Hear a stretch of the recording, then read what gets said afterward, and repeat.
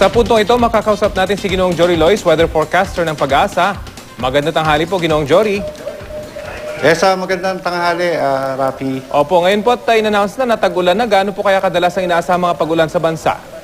Okay, nung mga nakaraang araw, nakakaranas tayo ng mga isolated rain showers and thunderstorms na kung saan umabot lamang to ng 30 minutes hanggang isang oras. So ngayon, kung maapektuhan na po tayo ng habagat, magkakaroon na po tayo ng mas mahabang duration ng pag-ulan at mas frequent sa isang araw.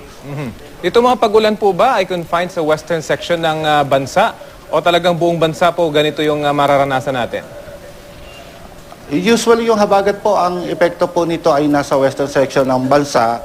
Pero ito naman po ay nakakapasok din sa eastern section dahil po hiwa-hiwalay yung ating mga isla, lalo na po dito sa may bandang Visayas.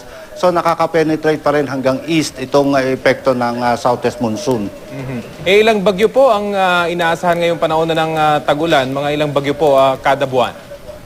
Actually, itong June may inaasahan tayong 1 to 2. At sa July at August, medyo increase na yan to 2 or 3 hanggang September na po yan. So, meron pa tayong inaasahan na 7 hanggang 11 bagyo hanggang po sa katapusan ng taon na to. Sa ngayon po ba, may nakikita po ba kayong sama ng panahon o bagyo na posibleng kasunod nitong si Dante? Sa ngayon, may mga tinitingnan kami mga cloud cluster dito po sa may kanlurang bahagi ng Palawan. At ito po yung tinitingnan namin na kung maaari baka magkaroon siya ng potential na maging isang bagyo. So far, monitoring pa rin at evaluation ang ginagawa namin sa ngayon. Sa East Philippine Sea, wala pa kami masyado nakikita. Para po sa kabatiran ng ating mga manonood, anong areas po kaya ang dapat abatan itong ating mga kababayan na talagang uulanin at anong mga paghahanda ang kailangan nilang gawin?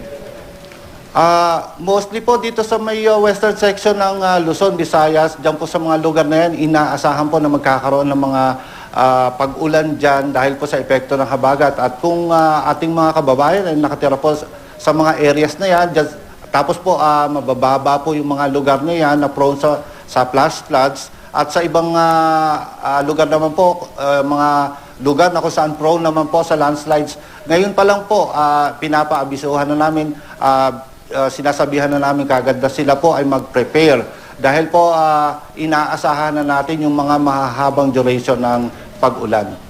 Okay, maraming salamat po Ginoong Jory Lois, weather forecaster ng Pag-asa.